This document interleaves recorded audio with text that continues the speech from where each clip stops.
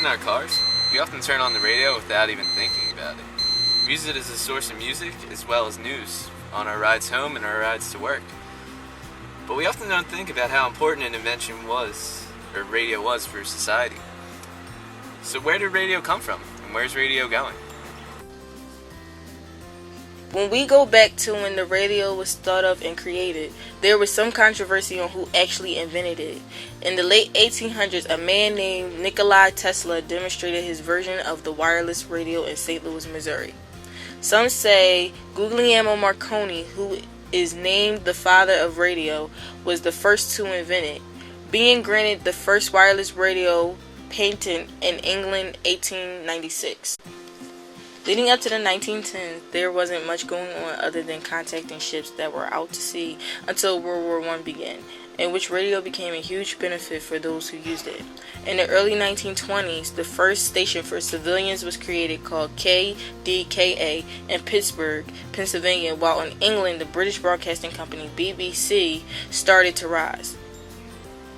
The Westinghouse Company, who created KDKA, was the first official station to be licensed by the government. Due to homemade radio receivers, the Radio Corporation Agreement, RCA, was created, allowing some companies to create transmitters and some create receivers. AT&T, the first to be able to broadcast CBS and NBC, popped up in the late 1920s. Throughout World War II, radios were once again used as a significant benefit for the United States and the United Kingdom. After the war, the golden ages of radio started to become more publicly noticed and started to play music, comedies, dramas, game shows, and variety shows. Radio developed into an excellent transmitter of news and information to the public once its usage became more widespread in the 1920s.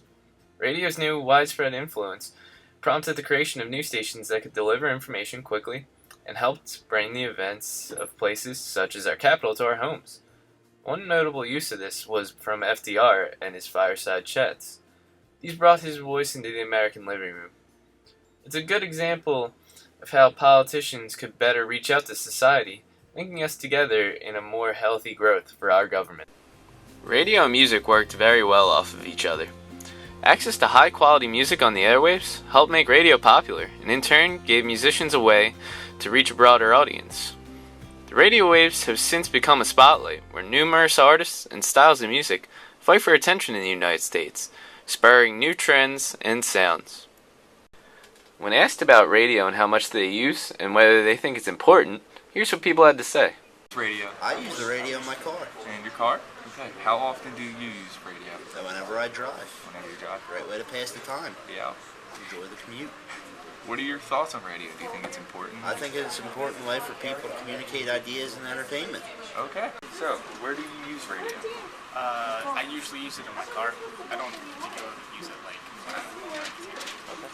How often do you use radio? Every day.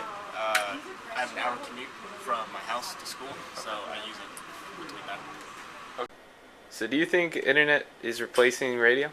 Yeah, I definitely think radio is going to be replaced by internet. If not anytime soon, then definitely sometime in the future. It's a lot more convenient.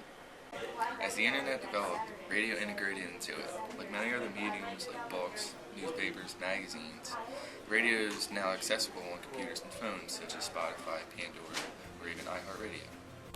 However, the most popular place to use a radio is in a car, despite the internet's growth. In the future, the internet will allow people to access radio anytime that they want. The radio and internet have a lot in common. Both were revolutionary of their times and gained attention as they grew exponentially. When the internet or phone is out of power, it is still a reliable source. Radios are still usable and effective as transmitting information. Radio also helped build the foundation for many commonly known things such as television and even Wi-Fi. So it's clear that radio still has a presence on the internet, and it will still be popular there as we move into the future. Radio's come a long way from the initial foggy transmissions that it started with, and moved into every American home, and is still popular today in our written cars. Radio's still useful today, and it should be appreciated for its effect in laying the groundwork for future mediums, such as television. So let's all enjoy radio.